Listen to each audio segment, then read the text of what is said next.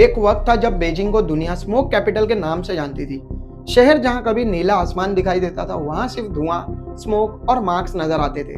लोग सांस लेने के लिए स्ट्रगल कर रहे थे, बच्चे मास्क पहन के स्कूल जाते थे और हॉस्पिटल में रेस्पिरेटरी प्रॉब्लम्स के पेशेंट बढ़ते जा रहे थे। आज वही तस्वीर धीरे धीरे दिल्ली की पहचान बनते जा रही है। AQI 400 के पार चला जाता है, हवा जहरीली हो जाती है, लेकिन जिंदगी फिर भी नॉर्मल चलते रहती है। आज के वीडियो में हम देखेंगे बीजिंग ने ये क्राइसिस कैसे सॉल्व किया और बीजिंग बदल सकता है तो दिल्ली क्यों नहीं। तो वीडियो शुरू करने से पहले चैनल को सब्सक्राइब कर लीजिए और बेल आइकन को प्रेस कर लीजिए।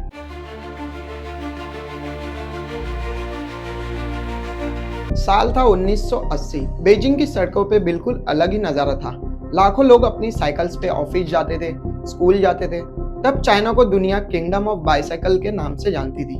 कार्स बड़ी लग्जरी थी, साइकिल मिडिल क्लास की आइडेंटिटी थी। और फिर 1990 में चाइना ने अपना इकोनॉमिक ट्रांसफॉर्मेशन शुरू किया। 2008 ओलंपिक्स तक शहर ट्रांसफॉर्म हो चुका था, फैक्ट्रीज खुलने लगे, इंफ्रास्ट्रक्चर प्रोजेक्ट चलने लगे और वो साइकिल वाले लोग अब कार खरीदने लगे। कार मतलब स्टेटस बन गया था, पर एस्पिरेशन की कीमत बहुत ही भारी थी। 2010 के बाद बीजिंग की तस्वीर बदलने लगी। जो शहर कभी अपनी साफ हवा और साइकिल फ्रेंडली सड़कों के लिए जाना जाता था, वो अब दुनिया की सबसे पॉल्यूटेड सिटीज में गिना जाने लगा। और यही वो दौर था जब बीजिंग को मिला स्मोक कैपिटल का title. United Nation Environment Programme ने 2019 में बोला कि पिछले 20 सालों में बीजिंग का ट्रांसफॉर्मेशन अनप्रेडिक्टेड था। GDP 178% बढ़ा और पॉपुलेशन 74% बढ़ी। व्हीकल्स 335% से बढ़ गए। पहले जहां साइकिल्स की बेल सुनाई देती थी, अब सिर्फ कार्स के हॉर्न और इंजन का स्मोक दिखाई देता है। और गाड़ियां सिर्फ एक रीजन थी, असली कल्प्रिट था कोल। सर्दी में हीटिंग के लिए लाखों घरों और फैक्ट्री में कोयले जलाए जाते थे। इससे हवा में PM 2.5 पार्टिकल्स रिलीज होते थे। PM 2.5 इतने बारीक होते हैं कि सीधे लंग्स और ब्लड में घुस जाते हैं और हेल्थ को नुकसान पहुंचाते हैं। 2013 में बीजिंग का annual average PM 2.5 level 89.5 microgram पर क्यूबिक मीटर तक पहुंच गया था। WHO का गाइडलाइन कहता है कि सेफ लिमिट है 10 माइक्रोग्राम पर क्यूबिक मीटर। मतलब बीजिंग की हवा WHO से सेफ लिमिट से 9 गुना ज्यादा पॉल्यूटेड थी। और ये तो एवरेज है पूरे साल का। कुछ वर्स्ट डेज पे जब स्मोक अपने पीक पे होता था तो लेवल्स 800 से 900 माइक्रोग्राम पर क्यूबिक मीटर तक पहुंच जाता था। मतलब उस दिन हवा 80 से 90 गुना ज्यादा पॉल्यूटेड थी सेफ लिमिट से। बीजिंग का आसमान डेंस स्मोक में गायब होने लगा। लोग बिना मास्क के बाहर नहीं निकल सकते थे।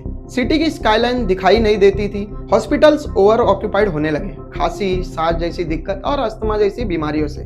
2017 में USA की नेशनल एकेडमी ऑफ साइंस ने बोला पार्टिकुलेट पॉल्यूटेंट से लाइफ एक्सपेक्टेंसी कम हो जाती है और हार्ट डिजीज का रिस्क बढ़ता है। अब सवाल ये था, क्या डेवलपमेंट की ये कीमत सही है? 2013 में बीजिंग ने फैसला किया कि अब पॉल्यूशन के खिलाफ साइंटिफिक वॉर शुरू करनी होगी और उन्होंने काफी सारे स्टेप्स यहाँ पे लिए। पहला स्टेप था डेटा कलेक्शन। 2016 में integrated air quality monitoring system launch हुआ। Satellites, laser radar, ground sensor, हर चीज ट्रैक होने लगी। कौन सा एरिया कितना पॉल्यूटेड है, पॉल्यूशन कहाँ से आ रहा है, पीक टाइम क्या है, सब रियल टाइम में मॉनिटर हो रहा था। दूसरा स्टेप था ट्रांसपोर्टेशन ओवरहॉल। मेट्रो एक्सपेंशन को प्रायोरिटी बनाया गया। लॉजिक काफी सिंपल था, ज्यादा पब्लिक ट्रांसपोर्ट, कम प्राइवेट कार और कम एमिशन। लेकिन सिर्फ मेट्रो बनाना काफी नहीं था। बीजिंग ने शहर का पूरा डिजाइन ही बदल दिया। पार्किंग स्पेसेस एक्सपोनेंशियली कम की गई ताकि लोग कार लेके आने के लिए डिस्करेज हो। फिर बनाए गए मिक्स यूज कॉरिडोर, मतलब ऐसे एरिया जहां आपका घर हो, आपका ऑफिस पास में हो, ग्रोसरी शॉप और स्कूल भी वॉकिंग डिस्टेंस पे हो और मेट्रो स्टेशन भी 10 से 5 मिनट के अंतर पर। आइडिया ये था कि अगर आपकी रोज की जरूरत की चीज पास में है तो आपको कार चला के 10-15 किलोमीटर दूर जाने की जरूरत ही नहीं पड़ेगी। इससे नेचुरली कार डिपेंडेंसी कम हो गई और धीरे धीरे बीजिंग की सड़कें वापस साइकिल फ्रेंडली बनाई गई। वाइड साइकिल लेन, पेडिस्ट्रियन पाथ और ग्रीन स्पेसेस को कंसिडर किया गया। तीसरा और सबसे टफ स्टेप था कोल छोड़ो, क्लीन एनर्जी अपनाओ। 2005 से कोल टू गैस ट्रांजिशन चला। जहां कोयला जलाया जाता था वहां नेचुरल गैस ने जगह ले ली। 2017 तक 11 मिलियन टन कोल कंजप्शन कम हुआ। पुरानी फैक्ट्रीज बंद या अपग्रेड करनी पड़ी। और चौथा स्टेप था ग्रीन वॉल। बीजिंग के नॉर्थ बॉर्डर पर मैसिव अफॉरेस्टेशन की गई ताकि मंगोलिया से सैंडस्टॉर्म ब्लॉक हो सके। फिर आया कुछ कंट्रोवर्शियल लेकिन बहुत ही इफेक्टिव डिसीजन। पहला था लाइसेंस प्लेट लॉटरी सिस्टम। अब सुनो ये कैसे काम करता था। अगर आपको बीजिंग में नई कार खरीदनी है तो पहले आपको लाइसेंस प्लेट की लॉटरी में अप्लाई करना होगा। हर महीने सिर्फ लिमिटेड नंबर्स की प्लेट इशू होती थी और लाखों लोग अप्लाई करते थे। अगर आपका नाम लॉटरी में आ गया तभी आप कार रजिस्टर कर सकते हो। ये सिस्टम 2011 से शुरू हुआ और आज भी एक्टिव है। इससे कार ओनरशिप की स्पीड स्लो हो गई। दूसरा था ऑड इवन रूल, मतलब अगर आपकी कार का लास्ट नंबर ऑड है, जैसे 1, 3, 5, 7, 9, तो आप सिर्फ ऑड डेज पर कार चला सकते हो। और अगर इवन है, जैसे कि 0, 2, 4, 6, 8, तो आप सिर्फ इवन डेज पे ही चला सकते हो। एक दिन आपकी कार चलेगी और अगले दिन नहीं चलेगी। इससे ऑटोमेटिकली रोड पे गाड़ियों की तादाद आधी हो जाती है। तीसरा था स्क्रैपिंग इंसेंटिव्स।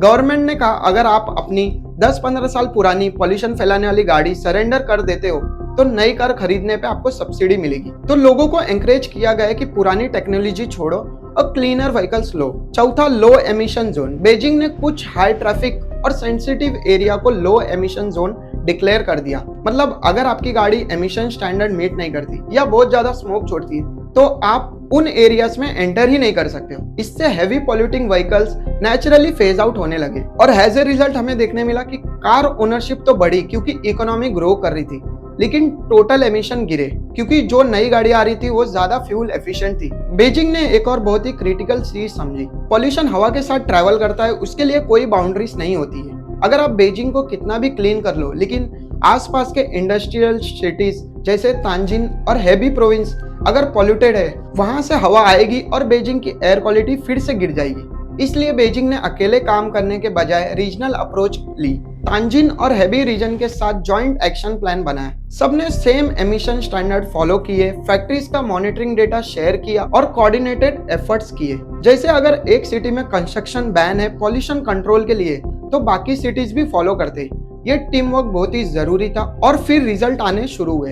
पहला माइलस्टोन 2013 से 2017 तक, मतलब सिर्फ 4 साल में पूरे बीजिंग, तांजिन और हेबे रीजन में 2.5 पार्टिकल्स लेवल 35% से कम हो गए। दूसरा माइलस्टोन था, अगर हम लॉन्गर टर्म देखें 2013 से 2022 तक पूरा चाइना देखे तो नेशनली पार्टिकुलेट पॉल्यूशन 41% से कम हुआ और बीजिंग स्पेशली वहां 2.5 लेवल्स 66.5 लेवल से रिड्यूस हो गए।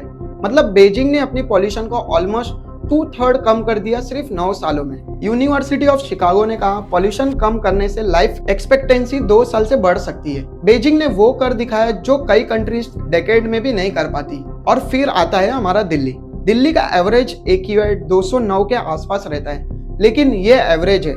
रियलिटी ये है कि विंटर्स में, खासकर नवंबर दिसंबर में, AQI 400 पार कर जाता है, कुछ दिन 500 के भी ऊपर चला जाता है। ये वो लेवल है जहां WHO कहता है हजार्डियस है और इमरजेंसी है। पर सबसे बड़ी ट्रेजेडी ये है कि ये हर साल होता है। हर साल सेम मंथ में सेम क्राइसिस आता है, फिर भी फंडामेंटल लेवल पे कुछ भी नहीं बदलता। बीजिंग ने इकोनॉमी और एनवायरनमेंट दोनों को हैंडल किया, टफ डिसीजन लिए, शॉर्ट टर्म इनकन्वीनियंस एक्सेप्ट किया लॉन्ग टर्म बेनिफिट्स के लिए। पर दिल्ली में AQI 400 होने पर भी स्कूल्स खुले रहते हैं, बच्चे बिना प्रॉपर मार्क्स के बाहर खेलते हैं, ट्रैफिक नॉर्मल चलती है, कंस्ट्रक्शन साइट्स चालू रहते हैं, इमरजेंसी जैसी कोई चीज ही नहीं होती। और सबसे ज्यादा हैरान करने वाली बात यह है, जब दिल्ली की चीफ मिनिस्टर रेखा गुप्ता से AQI के बारे में पूछा गया, और AQI एक ऐसा आपका टेम्परेचर है आपको जो किसी भी इंस्ट्रूमेंट से पता चलता है, तो उन्होंने कहा कि AQI बेसिकली टेम्परेचर की तरह है जिसे आप कोई भी इंस्ट्रूमेंट या कभी भी मेजर कर सकते हैं। मतलब उन्होंने AQI को एक सिंपल वेदर पैरामीटर की तरह ट्रीट किया, जैसे ये कोई थर्मोमीटर से टेम्परेचर चेक करने जैसा है। ये वो लीडर्स है जो पॉल्यूशन क्राइसिस मैनेज करने के लिए रेस्पॉन्सिबल है। अगर लीडरशिप लेवल पे ही बेसिक अंडरस्टैंडिंग नहीं है कि AQI एक कॉम्प्लेक्स हेल्थ हजार्ड मैट्रिक्स है जो मल्टीपल पॉल्यूटेंट्स को मेजर करता है, ना कि कोई सिंपल टेम्परेचर रीडिंग, तो इफेक्टिव एक्शन कैसे होगा। अब अगर कंपेयर करो बाकी दुनिया से, पेरिस में जब पॉल्यूशन लेवल एक दिन के लिए स्पाइक हो जाता है, मतलब WHO लिमिट से थोड़ा ज्यादा, तो इमीडिएटली एक्शन होता है। पब्लिक ट्रांसपोर्ट फ्री कर दिया जाता है लोगों के लिए ताकि वो कार छोड़ के मेट्रो और बस यूज करें। स्पीड लिमिट रिड्यूस कर दी जाती है, हेवी व्हीकल्स बैन कर दिए जाते हैं सिटी सेंटर से। यूरोप में अगर 24 घंटे का कंटिन्यूस डेटा खराब आए तो ऑटोमेटिकली अलर्ट सिस्टम एक्टिवेट हो जाता है, SMS जाते हैं, लोगों को हेल्थ एडवाइजरी इशू हो जाते हैं। वल्नरेबल ग्रुप जैसे बच्चे, बुजुर्ग, अस्थमा पेशेंट, उन्हें इंडोर रहने की एडवाइस दी जाती है। तो क्वेश्चन ये नहीं है कि हवा कितनी खराब है, क्वेश्चन ये है कि हम एक्शन लेने के लिए कितने रेडी है। बीजिंग प्रूफ है कि चेंज पॉसिबल है। कोई भी शहर बदल सकता है, सिर्फ पॉलिटिकल विल, टफ डिसीजन और लॉन्ग टर्म विजन चाहिए। इस पे आपकी क्या राय है कमेंट में बताएं, क्योंकि पॉल्यूशन गवर्नमेंट की प्रॉब्लम नहीं है, ये हम सबकी जिम्मेदारी है और साफ हवा वो हम सबका हक है।